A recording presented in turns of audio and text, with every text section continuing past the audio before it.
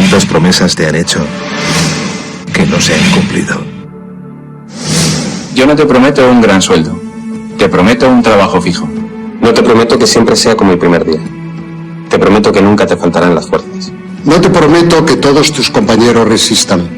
Te prometo que se puede llegar hasta el final. No te prometo personas importantes. Te prometo personas que no saben cuánto valen. No te prometo que vayan a hacer caso de lo que digas. Te prometo que querrás repetirlo una y otra vez. No te prometo la comprensión de los que te rodean. Te prometo que sabrás que has hecho lo correcto. No te prometo que te vayan a pedir ayuda. Te prometo que te necesitarán. No te prometo una decisión fácil. Te prometo que nunca te arrepentirás. No te prometo un trabajo perfecto. Te prometo formar parte de un proyecto inolvidable. No te prometo que siempre vayas a obtener resultados. Te prometo que tu trabajo dará mucho fruto. No te prometo que vayas a tener grandes lujos. Te prometo que tu riqueza será eterna. No te prometo que siempre vayas a poder ser valiente. Te prometo que tu amor será más fuerte que el mío. No te prometo que puedas acabar con el dolor, el sufrimiento y la injusticia. Te prometo que estés donde estés, llevarás esperanza. No te prometo el reconocimiento del mundo. Te prometo una palabra eficaz. No te prometo seguridades humanas. Te prometo la certeza de que has sido elegido. Y te prometo que alimentarás al mundo.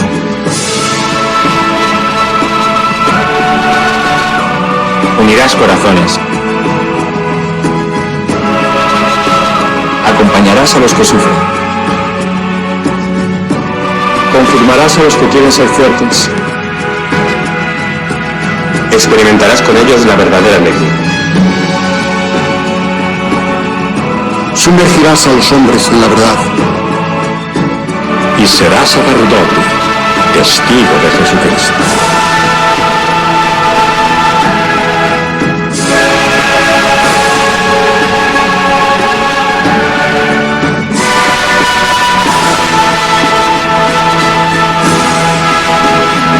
No te prometo una vida de aventuras. Te prometo una vida apasionante.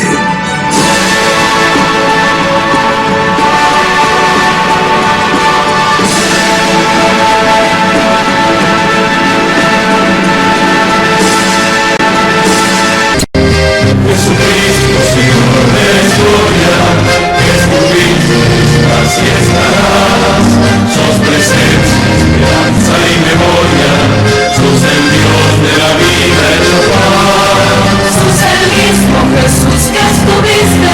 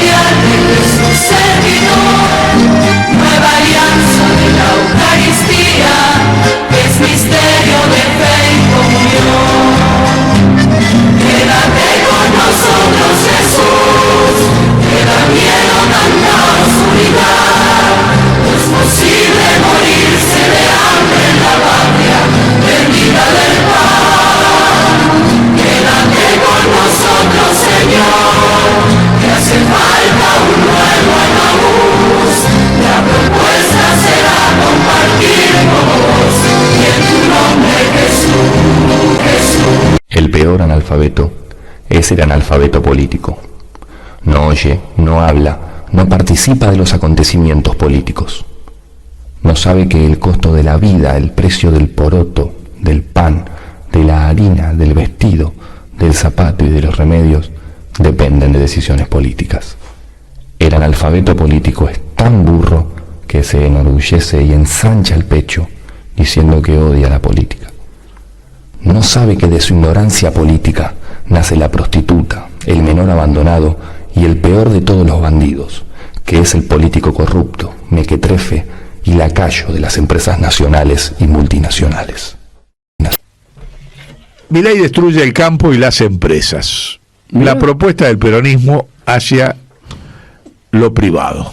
¿Nada más? Nada más ni nada menos. No, nada más destruye. No, bueno, lo otro ya sabemos, pero viste que no dicen que como vienen a defender las empresas. Sí.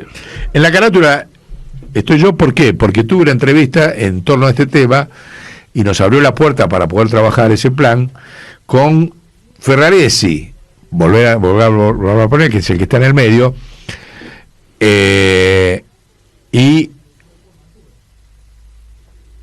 Ferraresi fue ahí lo tienen, dejaron un cachito, Ferraresi, y va a decir, ¿qué hace ahí al lado Fontevecchia? Claro, ahora, eso es lo que ahora lo van a ver por qué. Siempre las carátulas nuestras tienen algo raro para que... un gancho, pero tienen una coherencia. Con Ferraresi estuvimos hablando del problema de lo privado, el problema de la regulación impositiva, el problema de que el Banco Central es el único que va a salvar al país después de Milei, y que va a salvar las empresas, por eso el título.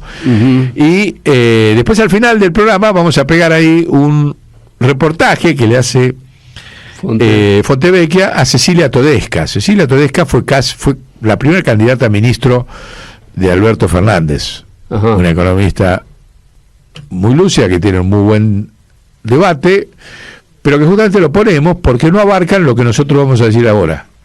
O sea, la charla de Fontevecchia y de Cecilia Todesca no asumen el diagnóstico del doctor Arturo Frondizi, que lo dijimos en el otro programa y ahora lo vamos a reiterar rápidamente, pero que en el fondo lo que estuvimos hablando, el diagnóstico del doctor Frondizi, que ahora lo vamos a reiterar, lo estuvimos hablando con Ferraresi. Porque Ferraresi fue el intendente de Avellaneda desde hace muchos años y ahora renunció para postularse de candidato a gobernador en sucesión de Axel Kicillof. Hay varios candidatos, bueno, él tiene una historia peronista que por ahí el resto de los candidatos no la tienen. Y bueno, hicimos una charla muy buena, vamos a seguir trabajando, donde le llevamos estos planteos, ¿no? En primero le dijimos que él me planteaba la gran preocupación que ve cuando ve la caída de recaudación impositiva de todos los municipios de la provincia de Buenos Aires, que significa la caída de todos los municipios del país, no solamente, pero él tiene la foto ahí, los datos reales.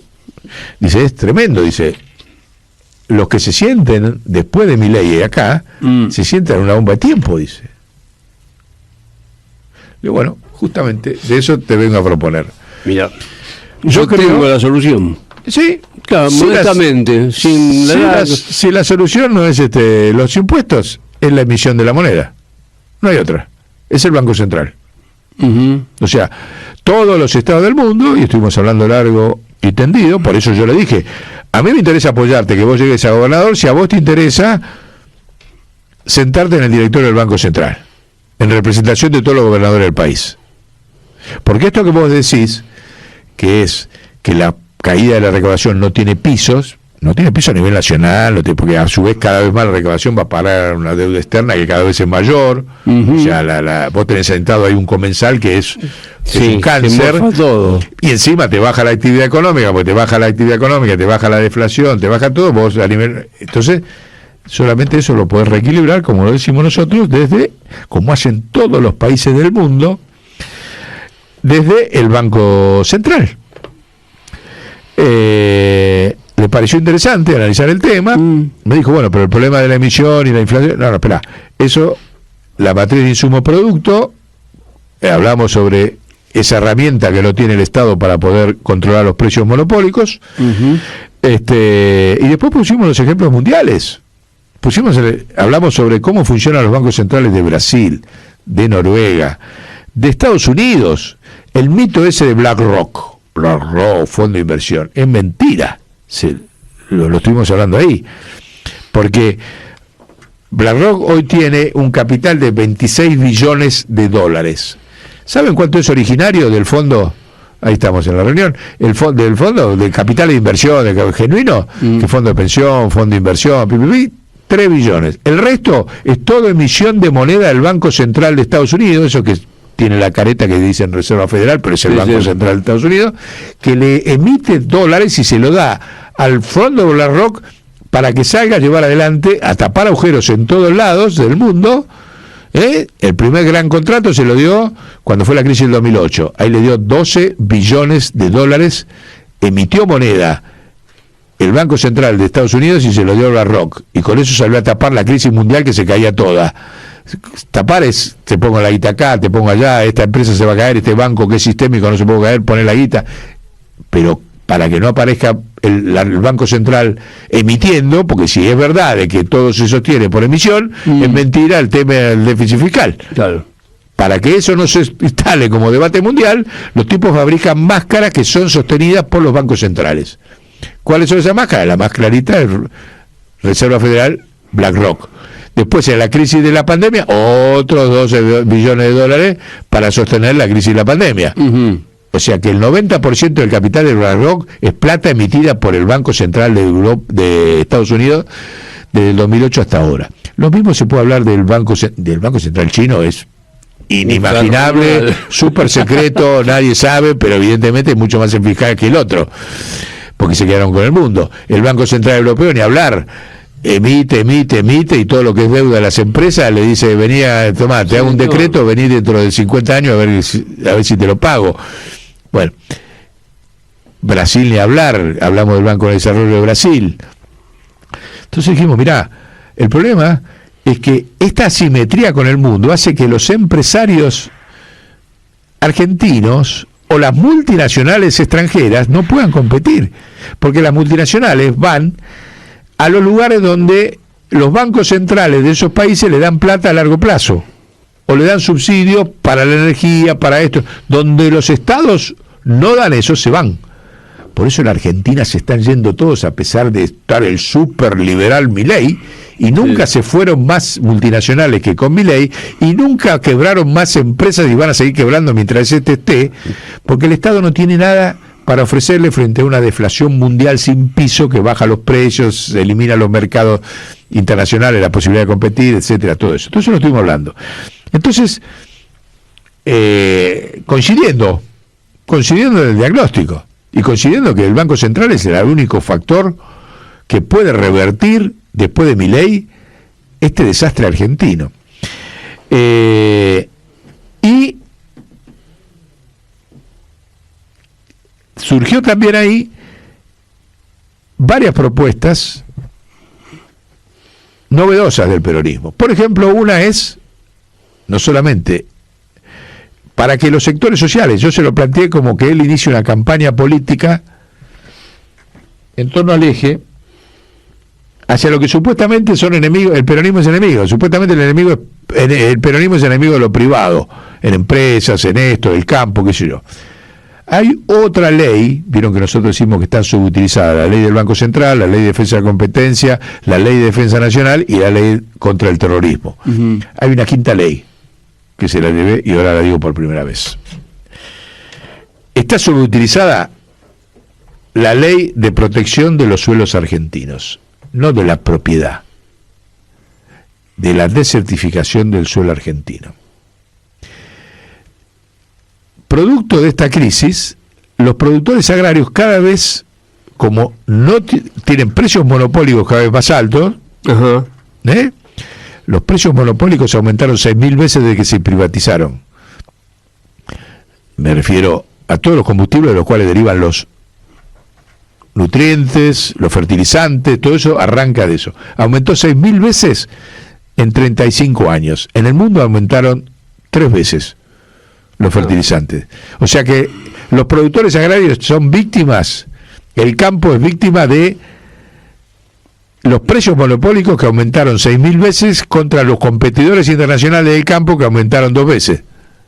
El insumo de la tierra. Resultado, no le pueden poner insumos a la tierra, no lo pueden mantener fértil a la tierra. Entonces, cada año que se exporta, contento, que exportamos un montón, lo que estamos exportando es estamos degradando, estás exportando el suelo y degradándolo a niveles que hoy afectan el 40% de la superficie de la tierra argentina. Esto dicho por la Academia de Ciencias Agrarias y Veterinarias, ingeniero Casas. No lo dice Robledo ni nadie. Y él dice, esto pasa porque la ley de protección del suelo está desfinanciada, no existe, es una ley muerta. Así que el campo, fíjese, defiende algo que lo suicida.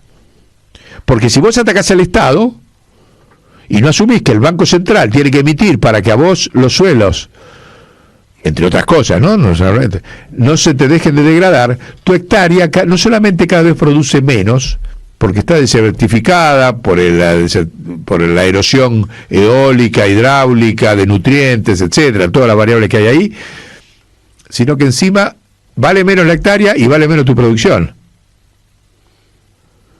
Entonces, un país desértico, como va proyectado la Argentina en los próximos 15 años, todo el campo lo que piensa que tiene un capital no lo va a tener. Los herederos, los que hablan del campo, de la reserva, olvídate. Y la Academia de Ciencias Agrarias está denunciando que se está desertificando el campo, es el campo del mundo que más se desertifica. ¿Escucharon, no? Entonces yo le dije, vos como dirigente, como gobernador de la provincia de Buenos Aires, tenés que salir a hacer una campaña en la provincia de Buenos Aires, que es una de las zonas que aparte impacta en los demás, impacta en Santa Fe, en Córdoba, en todo el resto de las provincias más productivas, que decir, yo quiero ser gobernador para poder poner en vigencia esa ley de protección de la calidad del suelo. Y te van a decir, pero ¿de dónde lo vas a hacer? ¿Con qué plata? ¿Los impuestos? Desde el Banco Central. ¿Ustedes quieren proteger el suelo, los campos, los agrarios de todo el país? Tienen que apoyar la transformación del Banco Central en Banco de Desarrollo. Si no, se quedan sin tierra en 15 años, muchachos.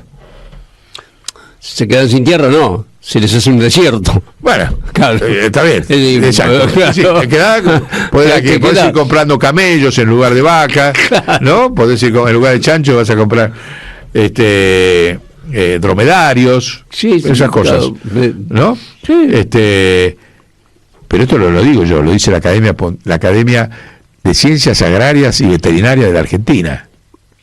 Y está medido, ¿sí?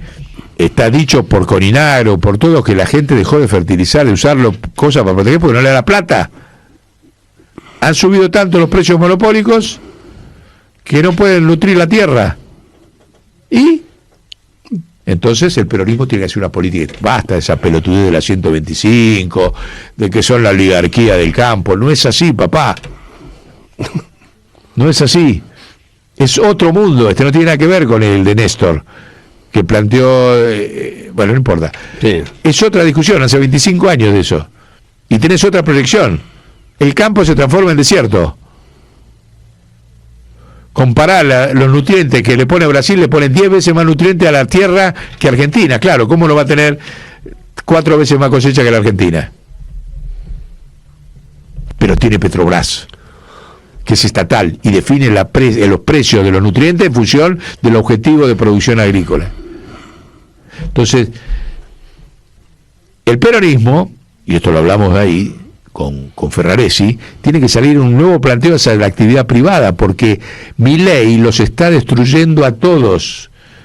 Los extranjeros se van porque, ya lo dijimos, porque sus planes internacionales van a donde hay el Estado le da guita. Acá el Estado no te da nada, te saca. El campo lo destruye porque le desertifica la tierra. A los industriales lo pones a competir con los chinos que vienen con 8.000 subsidios y vos no tenés ningún subsidio. O sea, no queda nadie en pie. A esto lo arreglamos entre todos o lo arregla nadie, estás diciendo. Bueno, sí, pero claro, hay que darle el instrumento. Claro, sí, ¿Dónde está el todos? El todo está en un solo lugar, el Banco Central. Como Banco de Desarrollo. Como Banco de Desarrollo y con los gobernadores sentados ahí, porque como yo le expliqué, si cada vez la recaudación es más baja, esto cada vez más se define en el Banco Central. No hay otra cuestión, no hay otra. ¿De dónde va a sacar la plata el Estado para sostener a la sociedad? si no hay recaudación impositiva. ¿Qué me decís esa pavada que le va a sacar a los ricos? Todo, no quedan ricos acá, porque los ricos están afuera. Los poquitos que quedan acá, lo que le puedes sacar no te sirve ni para una semana del quilombo que tenés en el país. Entonces no tenés otro camino que hacer la revolución monetaria en el Banco Central, transformándolo en Banco de Desarrollo, y a eso hay que salir a militar ya desde el peronismo la convocatoria al sector privado, porque están las condiciones. Hasta ahora el sector privado compró la mentira de que el problema es el Estado. Claro, acá tenés el resultado. Y así le va. El Estado, entonces la motosierra y destruyó todo, chao, destruyó todo. ¿Y ahora están las condiciones para que esto sea escuchado y discutido pública, científicamente y sin mentiras. Y pues, están todas las condiciones. Porque te destruyó todo y están todos peor que antes. Y se van a morir todos. Se van a morir todos. 300 locales vacíos sin alquilar en la avenida Santa Fe, en el barrio norte. Nunca ocurrió. Nunca ocurrió. El barrio norte sin plata. ¿Se imaginan cruzando la General Paz? ¿Y qué me decís? Que no, fueron al Mundial. ¿Cuántos fueron al Mundial? 100.000 en la cancha, la mitad viven en Estados Unidos, la otra mitad fue acá, 50.000, somos 48 millones. ¿eh? La estadística publicada esta semana da que el 2% de los argentinos nada más tiene ahorro, mejor dicho, puede ahorrar todos los meses. El 50% vive de aumentar la deuda, con los servicios, con los impuestos, con la tarjeta de crédito, con esto, con la cuota con la obra social, 50%, y el otro 48% está ahí y empata, sobrevive degradado empatando. ¿Y la proyección de eso de 18 meses? Y la proyección es que empeora, supongo. Exacto. Porque él te lo dice. Pasamos del 50. Vamos más rápido, más motosierra. Bueno, seguí, vas a llegar. Por eso no va a ganar las elecciones. Por eso no tiene ninguna posibilidad de elegir. Por eso hay que frenarlo. Ojalá se lo pueda sacar ahora. Claro. Pero bueno. Y sí, claro. A ver, mirá lo que pasa. Cada uno que da un paso, enseguida lo ataca el sistema internacional. Los bancarios acaban de denunciar a IRSA en Israel.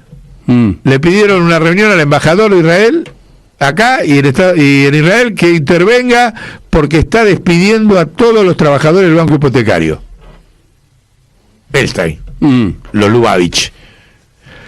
¿Qué es lo primero? ¿Cómo se le devolvieron? Denuncia de antisemitismo judicial a la asociación bancaria. Entonces se asustaron. ¿Entendés? Así funciona. O sea, el tipo le dijo, por favor, intervenga el banco hipotecario de IRSA. IRSA está rajando a todo el mundo.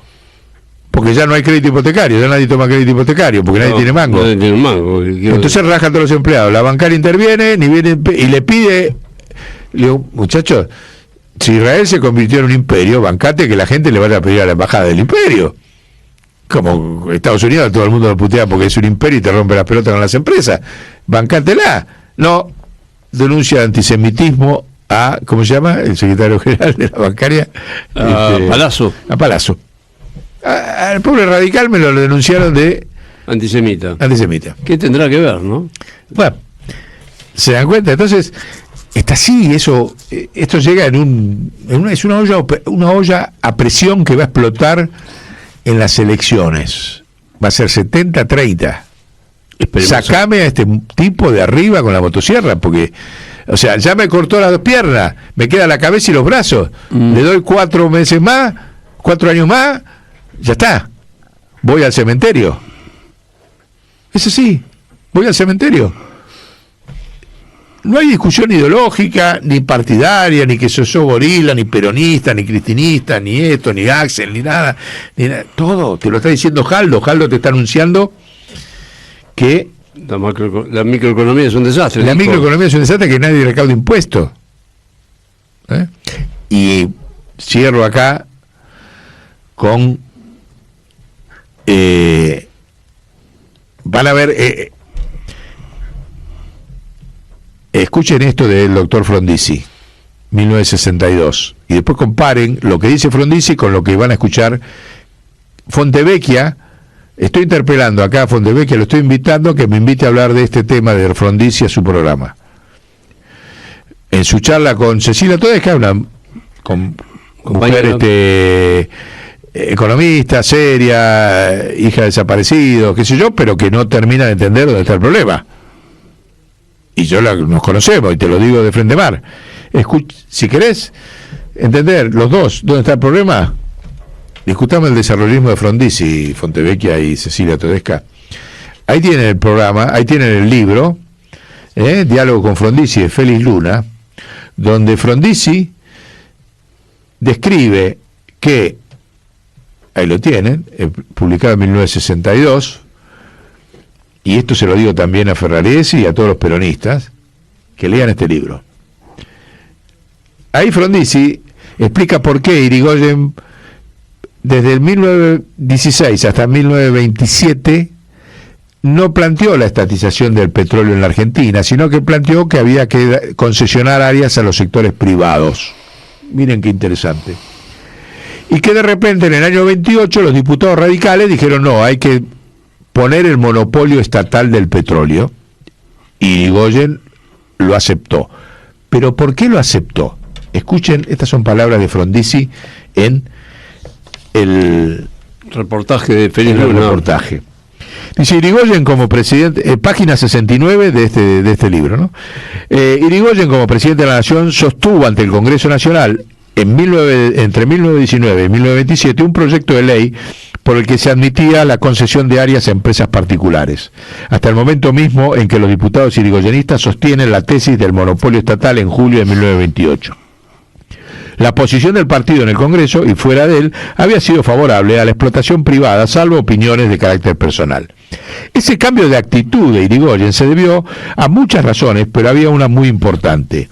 La política de petróleo de Estados Unidos, no solamente como política de empresas, sino como política gubernativa, o sea, política de Estado, son palabras de Frondizi, se inclinaba a conseguir concesiones en el mundo y no explotarlas. En el gobierno de Cool Lights, 1923-1929, se dispuso en Estados Unidos realizar una encuesta para lograr los siguientes objetivos. ¿Cómo pueden establecerse reservas en el extranjero y conservarlas sin ser explotadas en poder de capitales americanos? A confesión de parte, relevo de pruebas. Frondizi ahí describe que el presidente de Estados Unidos y Estados Unidos en plena crisis de sobreproducción del 30, fíjense, 26, 29, 23, 29, se dio cuenta de que el problema era que cada vez más había desarrollismos en el mundo que aumentaban la sobreproducción y la soberanía de los países, y dijo, vayan las empresas, tomen posesión de esos recursos y congélenlos. No los exploten. Es lo que hicieron, pero es lo que siguen haciendo hoy. Lo hicieron como la expresión máxima de esta política en la Argentina son las privatizaciones. Porque las privatizaciones, si hay un paralelismo indiscutible en la Argentina, peor que el de la deuda externa, y ahora van a ver por qué, es privatizaciones, pobreza y desdesarrollo de la Argentina.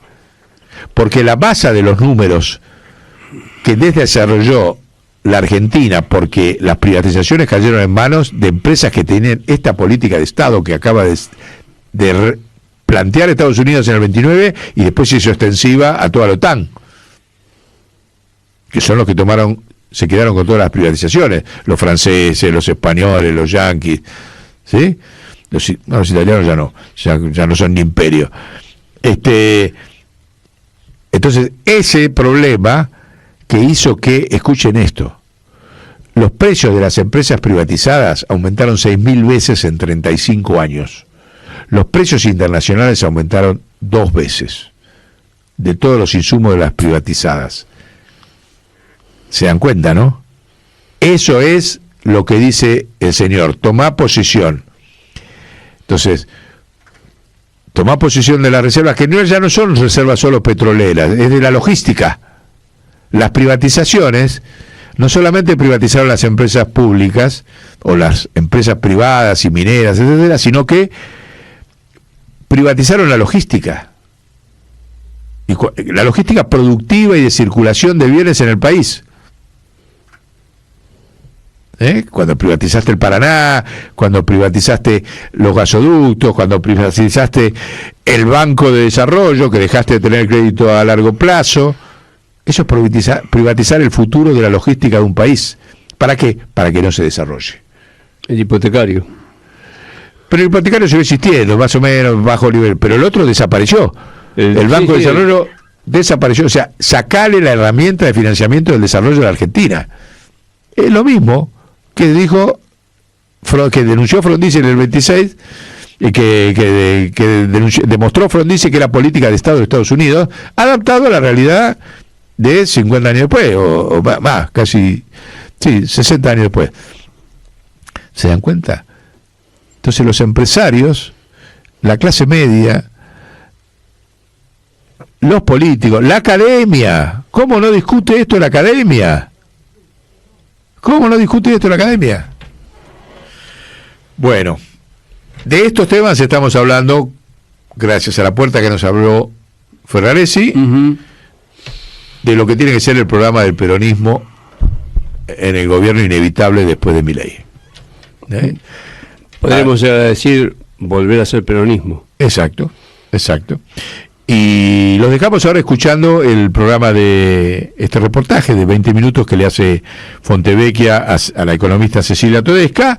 Y fíjense la diferencia de esto que yo le acabo de decir y lo que van a escuchar ahora. ¿Sí? Así que acá lo tienen. Chau. Chau. En la continuidad de Modo Fontevecchia es momento de presentar a la próxima invitada. Es una licenciada en Economía por la Universidad de Buenos Aires y magíster en Administración Pública por la Universidad de Columbia de Nueva York. Fue vicejefa de Gabinete de Ministros entre 2019 y 2021 y secretaria de Relaciones Económicas Internacionales desde 2021 hasta 2023. Forma parte del Consejo de la Fundación de Investigaciones para el Desarrollo, FIDE, donde analiza la coyuntura macroeconómica e industrial. Recibimos en Modo Fontevecchia a Cecilia Todesca. Cecilia, muy buenos días, muchas gracias por estar acá.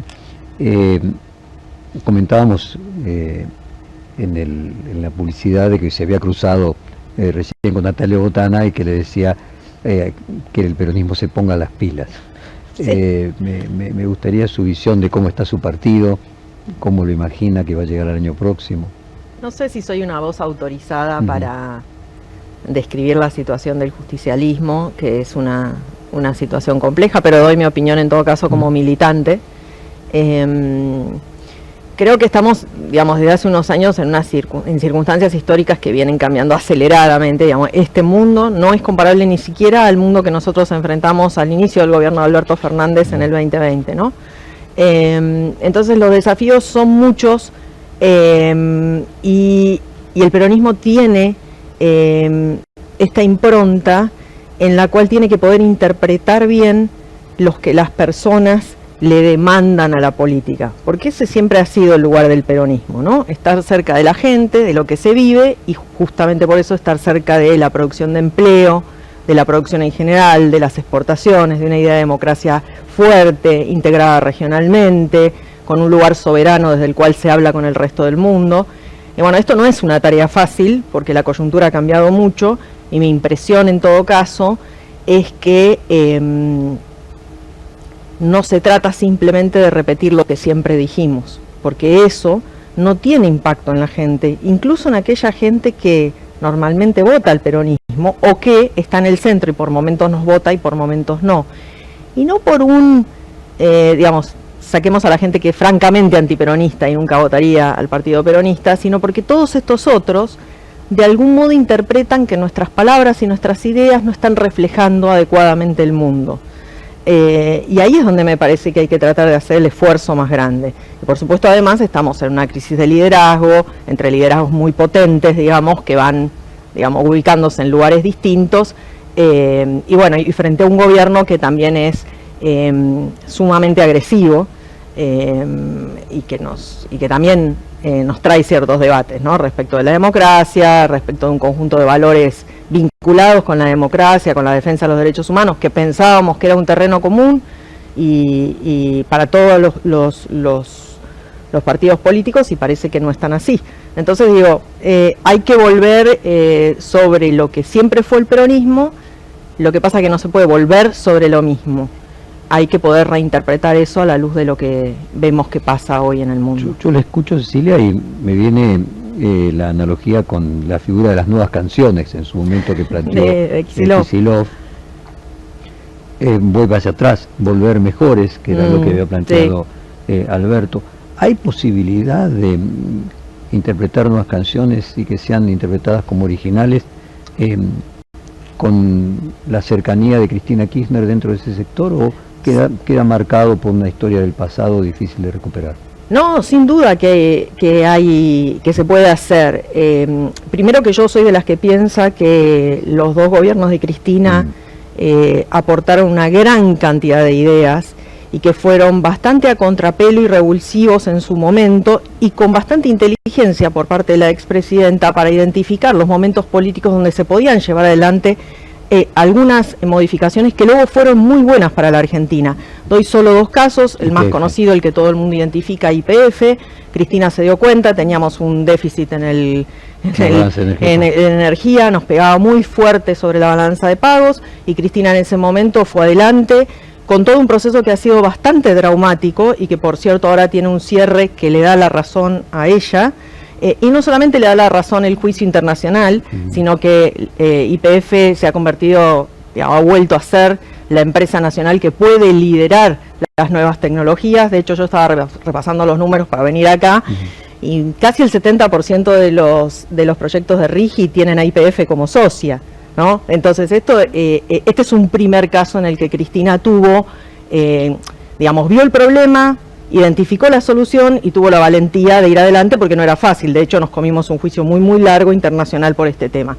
Y el otro fue el tema de desandar las famosas AFJP, que quizá algunos de los que nos escuchan son jóvenes y ni saben qué es AFJP, pero era la idea de que si cada uno de nosotros ahorra para su propia jubilación, pues entonces tendrá su jubilación, digamos, de acuerdo a su esfuerzo. Esto probó ser absolutamente insostenible, y lo único que se generaba eran ganancias a través de las comisiones para los bancos que tenían AFJP, que administraban estos fondos, pero poquísima gente, por no decir nadie, se podía realmente jubilar de esos ingresos, justamente por las altibajas financieras, pero también porque las trayectorias laborales de las personas y sus aportes en un país con los problemas macroeconómicos de la Argentina hacían que la mayor parte no pudiera llegar a esa jubilación. Entonces Cristina toma ese tema, y no solo toma ese tema y nacionaliza nuevamente las jubilaciones, sino que dice, che, acá tenemos un problema con las mujeres, básicamente, porque si nosotros le aplicamos la regla de jubilación hoy a las mujeres, más del 90% de las mujeres no tienen los aportes para jubilarse.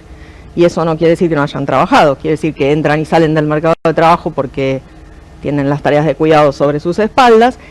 Y más allá de esta discusión, que yo sé que hoy por lo menos La Libertad Avanza cree que todo esto, hablar de todo esto está mal o se riñe con lo meritocrático, a mí me parece todo lo contrario, en realidad tiene también un estabilizador macroeconómico. Si vos no tenés a la población que no está ya en condiciones de trabajar por su edad, asistida de alguna manera y con algún ingreso, empezás a tener problemas macroeconómicos. Entonces, digo que para mí las nuevas canciones traen algunos elementos del kirchnerismo y del cristinismo. Lo que pasa es que eso no puede ser el todo. Digo, YPF ya es nacional, la discusión de la seguridad social la tuvimos, y tenemos que tener otras discusiones en términos de la seguridad social, porque por ejemplo las personas vivimos mucho más que antes, para tratar de hacerlo un poquito más meritocrático, pero también para tratar de incorporar a la mayor cantidad de gente posible.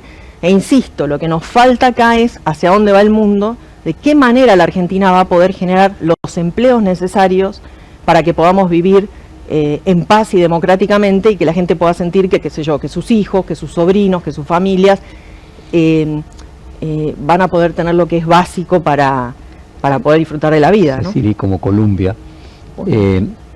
¿Y qué le sugiere ver esta época con discursos como el de Christine Lagarde, cuando era la presidenta del Fondo Monetario Internacional, diciendo algo más o menos así, bastante textual, voy a recordarlo?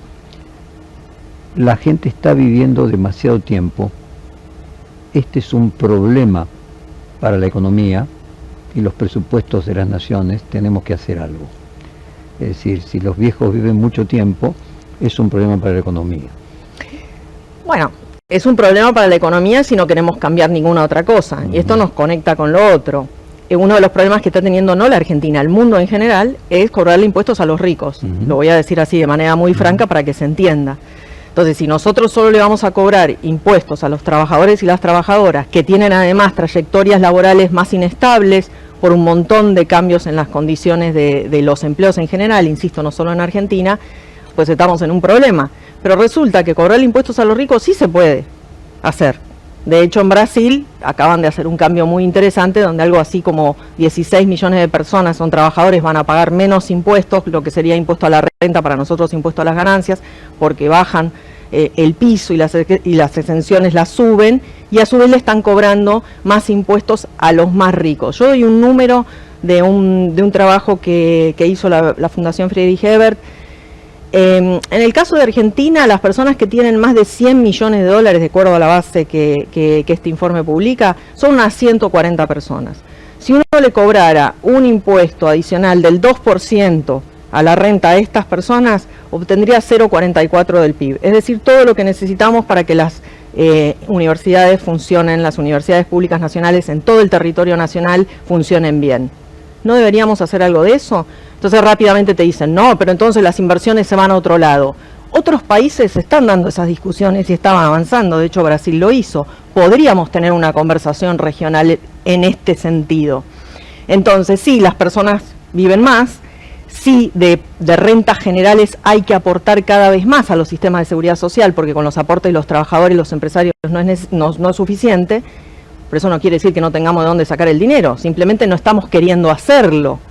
Queramos cargar todos los costos sobre los trabajadores y las trabajadoras que, insisto, están a su vez en situaciones de más informalidad, más irregularidad, más flexibilidad. Hay distintos subconjuntos, ¿verdad? Pero hoy es muy difícil pensar que uno va a desarrollar su carrera laboral a lo largo de toda una vida, 35 años en una misma empresa. Eso que quizá cuando yo era joven era pensable, hoy verdaderamente no sé cuál es el porcentaje de los trabajadores y trabajadoras que están en esa circunstancia, pero muy bajo. Entonces, el saltar de un empleo al otro, el estar en situación, llamémoslo en Argentina, de monotributista o de autónomo, el entrar y salir a distintos empleos, prevé que hay ciertos baches, y esos baches traen esta caída en los ingresos de la seguridad social. Que insisto, son estabilizadores macroeconómicos, porque nosotros necesitamos que todos tengan ingresos. Si no, le podemos ir a preguntar a Milei. Si la masa salarial cae, aun cuando hayas estabilizado la inflación, y es un gran logro del gobierno, ¿no? Es un gran logro del gobierno de poder estar otra vez en 30, que es menos de lo que tenía Cristina, pero un poquito más de lo que tenía Cristina, pero muchísimo menos de lo que teníamos nosotros durante el gobierno de Alberto Fernández. Y con eso no es suficiente. Necesitamos garantizarle a las familias ingresos por el lado de las jubilaciones, para los que ya no pueden trabajar, becas estudiantiles para que los chicos puedan ir a cursar sus estudios y no tengan que trabajar, y que los salarios le vayan ganando a la inflación, y las familias puedan proyectar su vida y tener un nivel de consumo que sostenga la economía. Me gustaría primero que le aclarara a la audiencia de que el sistema de las AFJP, su problema estructural es que con lo que aportan las personas de jubilación no alcanzan para cobrar una jubilación, y que de hecho la jubilación del Estado, gran parte de lo que se paga no es por lo que las personas aportaron en la vida, sino por impuestos como una parte del IVA. Sí, efectivamente, no solo en Argentina, la parte que aportan los trabajadores y las trabajadoras y quienes los emplean, solo cubre una parte de todo el sistema de seguridad social, todo el resto da lo que se llama rentas generales, es decir, todos los otros impuestos que pagamos, IVA, bienes personales, ganancias, y está bien que así sea, porque una vez más, las personas y que era así antes de que Cristina permitiera la jubilación de todos los que no habían aportado, que es lo que habitualmente que ya era un problema anterior a... Efectivamente, y uno puede tener ciertas críticas, bueno, pero dentro de esa, nosotros pasamos más o menos de una cobertura que, si yo no recuerdo mal los números, estaba en torno al 62, 63% de la población, es decir, que el 63% de la población que estaba en edad de jubilarse se lograba jubilar, a más del 90%.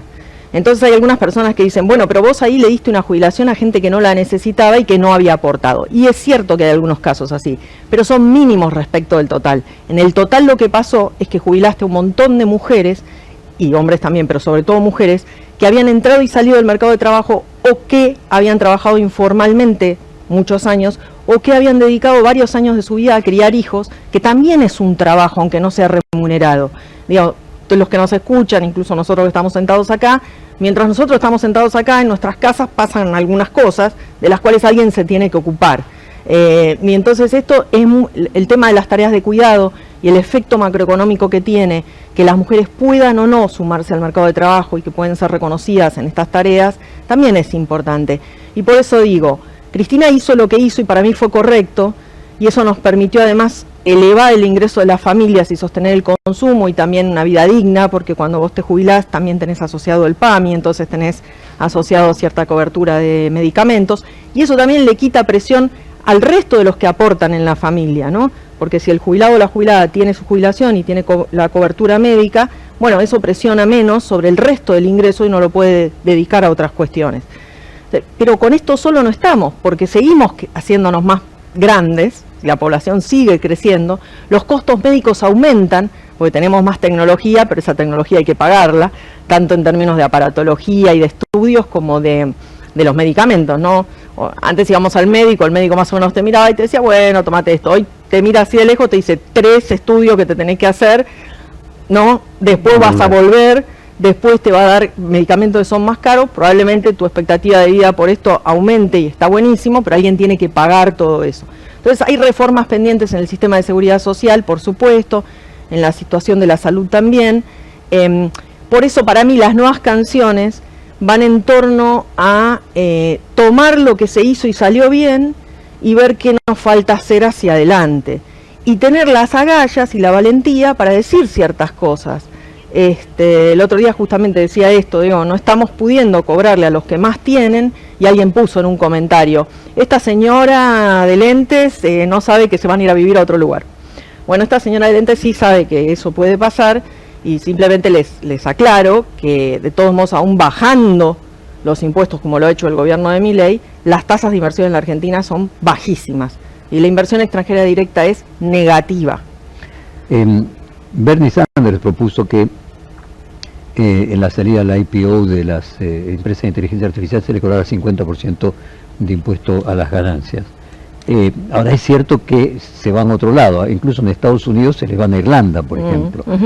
¿Cómo solucionar el problema fiscal mundial? Porque pareciera que ningún país solito puede solucionarlo. No, de hecho esto es parte de una discusión global y hay una red bastante conocida, y por ahí quienes nos escuchan han escuchado alguna vez tanto a Stiglitz como a Yayati Ghosh, entre otros economistas, dando esta batalla de, bueno, tenemos que tener un impuesto global para justamente que las grandes fortunas no puedan dejar de tributar, de no tributar en ningún lado. Y eso son discusiones en las cuales a las que hay que sumarse, y la Argentina siempre fue parte, no sé ahora durante el gobierno de Milei, supongo que no, pero en general a lo largo de todos los gobiernos fuimos parte, y seguimos y tenemos que seguir haciendo presión sobre eso. Ahora, a nivel nacional también se pueden hacer cosas. ¿Por qué Brasil lo puede hacer? Yo como no me estaba mirando justamente los datos de inversión extranjera directa, y me los anoté para decirlos correctamente, ¿no? Los datos de la OECD para el 2025 de inversión extranjera directa, en Brasil el flujo de ingresos fueron 78.000 millones de dólares, que son 3.4 del PIB. En Chile fueron del 4.1 del PIB, en México del 2.4 y en Argentina el flujo que entra del 0.5. Y la Argentina es el país que más bajó los impuestos, ¿sí? Porque bajamos bienes personales, porque desapareció el impuesto país que se pagaba sobre los consumos en dólares y por lo tanto es un impuesto progresivo. Y además tenemos el RIGI y el Super RIGI, en el cual le vamos a cobrar menos ganancia a las empresas más rentables de todas, que explotan recursos naturales que son de todos, que no son renovables y que son nichos de negocios que daba perfecto todos los números con la tasa de ganancia que había que pagar. Entonces nosotros estamos yendo a contramano de lo que verdaderamente hay que hacer. Y ahí es donde me parece que sí tenemos que dar una discusión muy, muy profunda. A ver, Cecilia, y alguien le podría decir, mire, el problema es que la Argentina hizo tantos default, Argentina tiene tantos récords de desórdenes macroeconómicos, fue bueno para la Argentina haber nacionalizado YPF, pero fue un inconveniente para los dueños privados de YPF, entonces alguien piensa que mañana va a invertir en la Argentina y un próximo gobierno podría llegar a nacionalizar su empresa, que entonces, por los antecedentes, como en el veraz, para ponérselo simple a la gente, o el riesgo país, finalmente Argentina tiene que pagar por lo que hizo en el pasado, mucho más en el presente y en el futuro, pagar, por ejemplo, dando exenciones impositivas que Brasil no necesita darle, porque finalmente Petrobras sigue siendo la misma estructura de Petrobras de los años 90. En Argentina cometimos el error primero de privatizarla completa y luego tuvimos que volver a recuperar la situación que hoy tiene Petrobras. Mire, es cierto que la Argentina ha tenido, crisis macroeconómicas mucho más grandes. Yo pensé que usted me iba a decir, bueno, no van a venir a invertir porque tienen miedo de las regulaciones en el mercado cambiario y entonces el RIGI, el Super RIGI las protege de esto. Pero no, lo que usted me dice es otra cosa, me dice, bueno, nosotros tenemos vaivenes más grandes. Son parte también, ¿no? Porque finalmente esas regulaciones cambiarias es otra forma de extracción de riqueza para ese. Es verdad, entonces respondo a esta primera parte. En el RIGI, después de 3 años, el proyecto ya no tiene que liquidar exportaciones en la Argentina. En este punto quiero ser bien clara. Todas las proyecciones que nosotros teníamos, las hicimos las primeras en el año 2022, de las exportaciones al año 2030 daban un aumento muy significativo para la Argentina, justamente explicada por energía, minería, algo de alimentos, un poco de política industrial, pues nosotros suponíamos que con y sin RIGI, con y sin RIGI estaba claro que Argentina hacia 2030 entonces, duplicaba las exportaciones. Efectivamente, y es algo que siendo una economía bimonetaria necesitamos desesperadamente, ¿verdad? Bueno, entonces con el RIGI acabamos de tirarnos un tiro en el pie. ¿Por qué? Porque dentro de 3 años estos proyectos ya no van a liquidar exportaciones. Y acá cuando yo digo esto me suelen decir, bueno, pero entonces la plata no vendría. Bueno, eso no es cierto porque justamente las inversiones en proyectos de energía y de minería incluso se dan en países donde hay guerras civiles, porque son sectores súper rentables. Lo que sí es cierto es que las empresas pedían un acceso al mercado de cambios, y eso también nos los pedían a nosotros, que era poder girar utilidades y dividendos, cosa obvia, y la segunda, una parte de las exportaciones no liquidarla. ¿El cuánto? El 20, el 30, el 40%. ¿Por qué el 100%? Entonces lo que nosotros tenemos que tratar de entender en este momento es que lo que el gobierno de Milei está haciendo con el RIGI y el Super RIGI es serruchar la rama en la que estamos sentados. O sea, entre todos somos dueños de este territorio que tiene estos recursos naturales que no son renovables y que son, en este momento del mundo, como hay un cambio en el paradigma tecnoproductivo, estos recursos naturales son estratégicos. Las inversiones iban a venir, iban a pedir, lógicamente, una parte de acceso al mercado de cambio y se podía dar, pero ¿por qué damos más de lo que nadie pide? Bueno, yo se lo respondo. En el caso del gobierno de Milei, porque son las empresas los que escriben el RIGI y el Super RIGI, se lo dan al gobierno y el gobierno lo aprueba, sin pasar por ningún otro filtro. Pero el gran problema es macroeconómico, porque nosotros necesitábamos que se liquiden esas exportaciones hacia adelante para equilibrar la balanza de pagos en una economía que, insisto, no es igual a la de otros. Ahora usted me decía, bueno, la Argentina por ahí fue más neoliberal, o fue y vino, privatizó y luego nacionalizó. Mire, en el caso de Chile, por eso las experiencias internacionales son muy interesantes. Chile, que es el país que ha sido festejado durante décadas como un país, digamos, donde las reglas se cumplen, y cuando uno dice las reglas se cumplen es en un entorno, digamos, liberal, económico, ha mantenido la explotación de su recurso minero más importante, que es el cobre, en una empresa estatal que se llama Codelco, que es súper eficiente y hasta donde yo revisé los números sigue siendo... Como la YPF, sería como nuestra YPF. Efectivamente.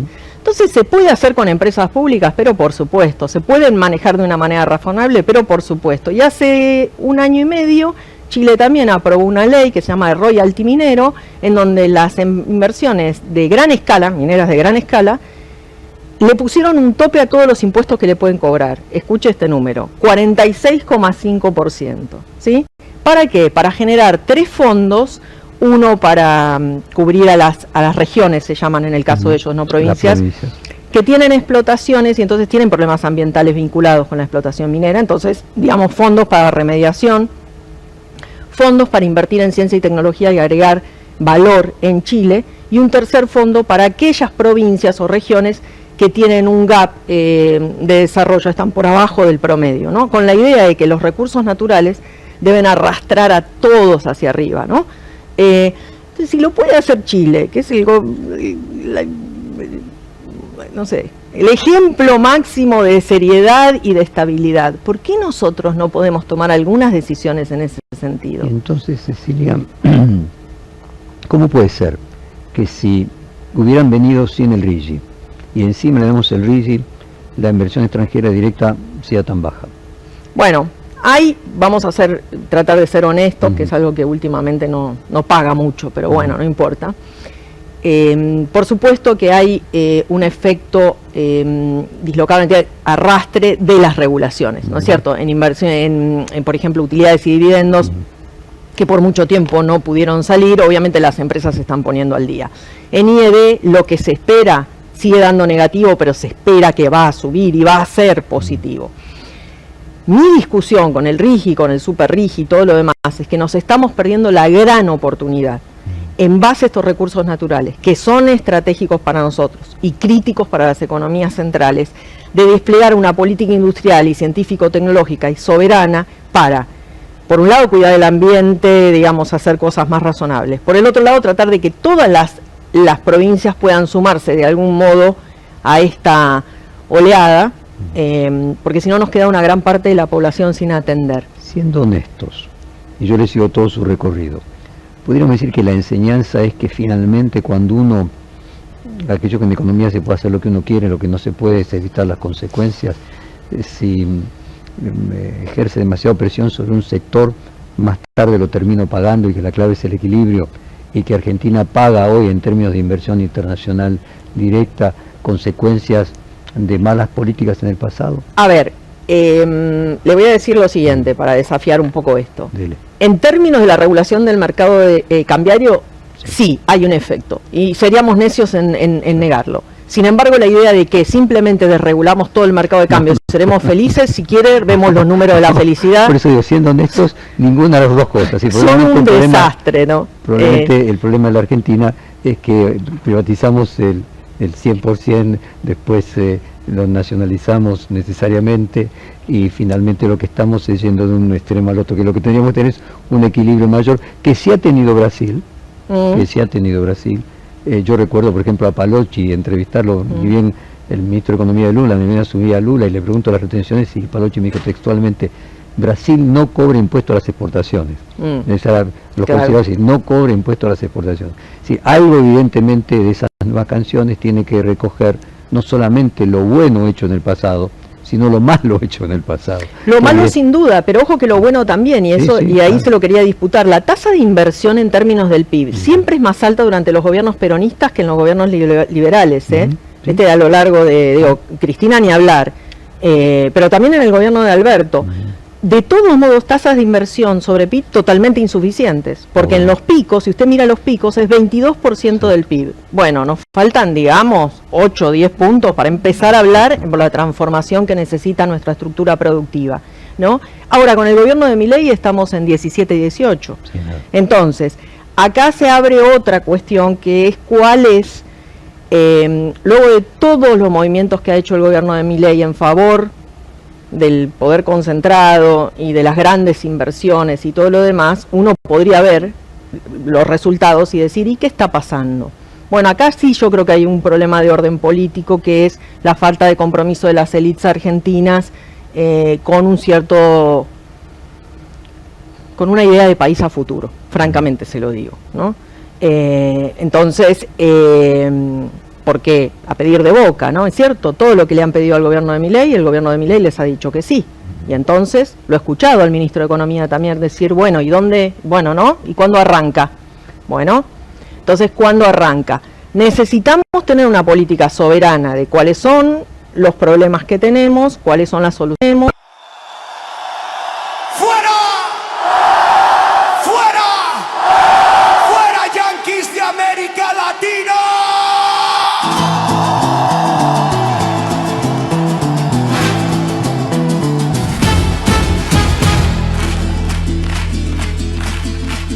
Llegaron con promesas y banderas de libertad, dejaron sangre, deuda y una falsa paz. Hablan de democracia desde un trono de acero, pero nuestras calles conocen su verdadero imperio. Robaron tierras, nombres, sueños y pan, con dictadores firmaron la seguridad. Desde el norte mandan órdenes al sur, pero este pueblo ya perdió el miedo y alzó la luz. No somos patio trasero, no somos colonia más. La historia se escribe en fuego y hoy la vamos a cambiar. ¡Fuera, yanquis de América Latina! Esta tierra no se vende, se camina. ¡Fuera, yanquis de América Latina! Nuestra voz no se silencia ni se inclina. ¡Fuera! ¡Fuera! ¡Fuera! América Latina no se domina. América Latina no se domina.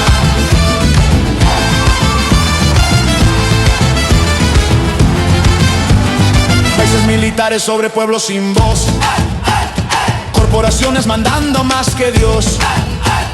Llaman ayuda al saqueo legal, pero la dignidad no la pueden comprar. Desde el río Bravo hasta la Patagonia, un mismo grito rompe la hegemonía. Indígena, obrero, estudiante y canción, somos millones latiendo en revolución. No somos su negocio, no somos su botín. Aquí manda la memoria de los que lucharon hasta el fin. ¡Fuera, yanquis de América Latina! Ni bloqueos ni balas nos arrodillan. ¡Fuera, yanquis de América Latina! Soberanía viva, libre y combativa. ¡Fuera! ¡Fuera! ¡Fuera! América Latina no se domina. América Latina no se levanta.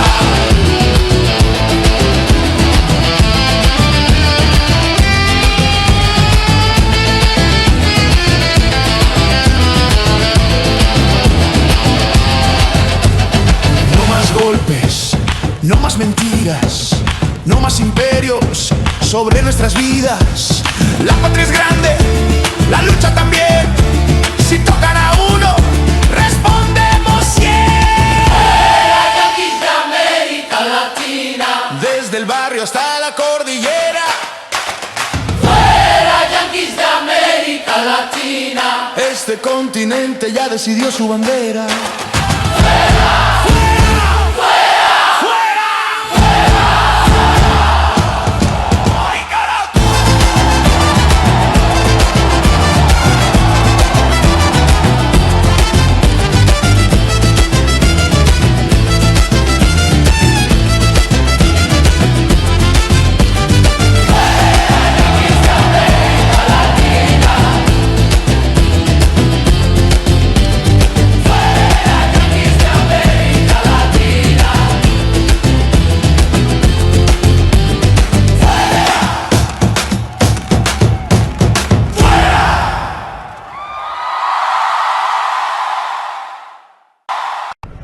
Tenemos que hacer una gran manifestación, una pueblada para sacar a todos estos jueces de mierda, pero una pueblada de verdad, una pueblada contra los jueces, una pueblada que demostremos como el 20 y el 21 de diciembre que el pueblo está harto y podrido y que tiene que salir a la calle.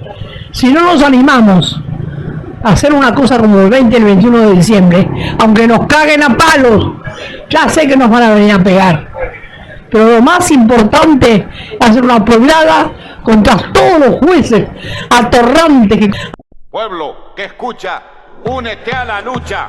Pueblo que escucha, únete a la lucha. Pueblo que escucha, únete a la lucha. Pueblo que escucha, únete a la lucha. Pueblo que escucha, únete a la lucha. que escucha, únete a la lucha. Pueblo que escucha, únete a la lucha. Pueblo unido, nunca vencido. Pueblo unido, nunca vencido. Y luche, luche, luche, no deje de luchar. Y luche, luche, luche, no deje de luchar por un canto de obrero, obrero y popular. Y luche, luche, luche, no deje de luchar.